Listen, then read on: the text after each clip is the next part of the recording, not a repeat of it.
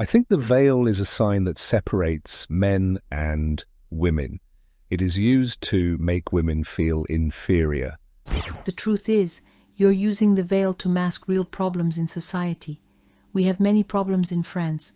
We hear every day testimonies of sexual abuse and family violence, but instead of addressing those issues, we have the Interior Minister coming to talk to us about veiled women, as if that were the real problem in our society. No, I'm not trying to force you to remove your veil in public spaces. My proposition is to ban it in a few places. As the journalist told you, since you're studying law, you will not be able to plead as a lawyer wearing a veil. In this very tense debate about Muslim veil known as hijab, Lilia Bouziane, a French Muslim woman, faces Bruneau Retailleau, French Minister of Interior. In January, the minister who thinks the Muslim veil is a banner for Islamism and a marker of the subordination of women to men, expressed his desire to ban Muslim women from wearing hijab while accompanying children on school outings, as well as to ban a veil from university students. But the proposal was rejected by the government, which described it as a personal initiative. During the debate with Bouziane on French media LCI, the minister rekindled the controversy by describing the veil as a symbol of Islamism and the marginalization of women. But Lilia Bouziane, a professional lawyer, vehemently defended the rights of Muslim women to dress as they want and proved to the minister that her choice to wear the veil has nothing to do with male authority, and destroyed each of his arguments with concrete facts supported by her knowledge of the law. Watch the debate. Lilia Bouziane, vous avez 27 ans, donc vous êtes élève avocate, vous voulez... I want to ask you, Lilia Bouziane. You said you're 27 years old and you are a law student. You want to become a lawyer and you wear the veil. You told us that you've worn the veil since you were 13. You say it's truly your decision. But do you know that when you become a lawyer, you won't be able to represent clients in court wearing your veil? The lawyer's job isn't just about representing clients in court. There are many other things you can do as a lawyer. Oh, I wanted to apologize. I think I didn't greet you earlier. Good evening, Minister. You're welcome. Good evening, madam. Minister Retailleau recently said that the veil isn't a good thing at university. He didn't say he wanted to make a law to ban the veil in universities, but he did say that since the veil is not allowed in schools in France, it should also be banned in universities. Do you agree with that? I don't agree, but beyond myself as individual, there are the French laws known as the laws of the Republic. There is the French Constitution and the European Convention on Human Rights, and all of these laws agree with me that what you're saying is completely illegal. We can't compare students from primary school and high school with university students. In fact, I have the impression that you're trying to use secularism for political purposes, and that's what worries me, because in fact secularism means the neutrality of the state, not of the citizens.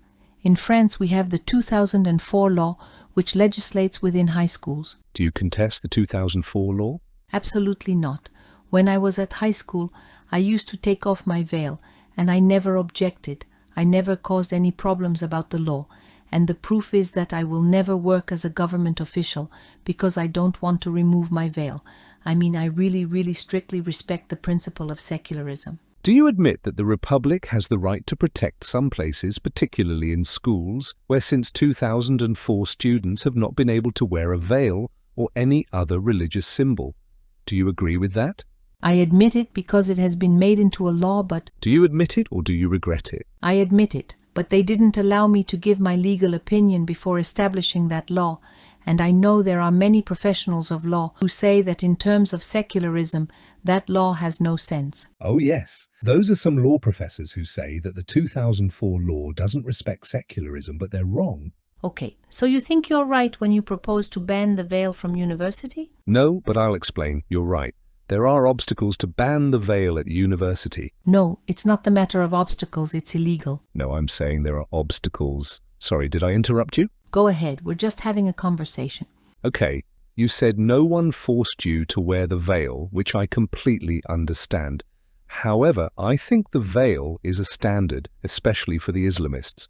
I have a friend who is imprisoned in Algeria today. He is old and he has cancer. This Algerian citizen once wrote that Islamism is the victory of the veil. So I think the veil is used to say, we are not like you, and it is used as a sign of apartheid of those who believe in one God against those who believe in another God, or whatever. I think the veil is a sign that separates men and women. It is used to make women feel inferior. You say you have freedom, but there are so many countries like Iran where women are fighting for their freedom and they are punished severely. Sometimes they are killed because they do not have the right to remove their veil.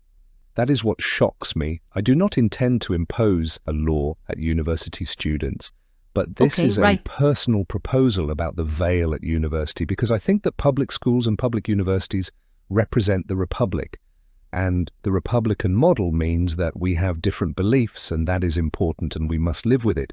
But the Republican model also means that in a public space, in order to live well together and facilitate harmony, we must put aside our particularities, particularly those concerning beliefs. From that point of view, you're against the Republican principle of secularism. No. Everything you just said contravenes the Republican principle. No.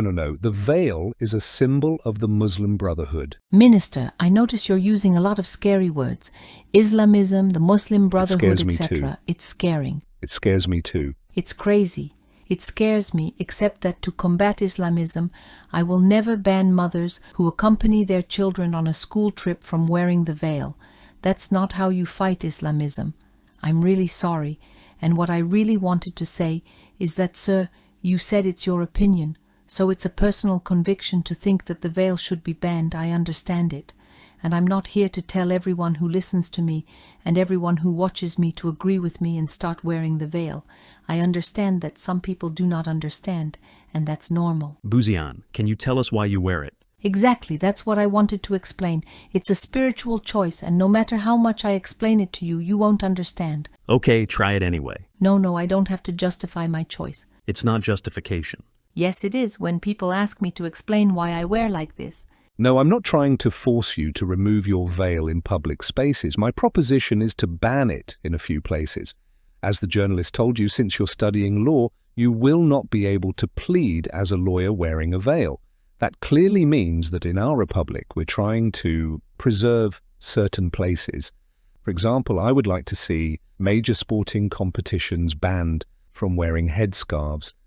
Recently, there was a dispute. The Council of State ruled with the Football Federation, where the league that was demanding the right for veiled women to compete in stadiums wearing headscarves, and the request was rejected. I think there are some places where we're trying to preserve things so that ultimately there aren't too many distinctive signs. I don't know if you've read the decision of the Council of State on this matter.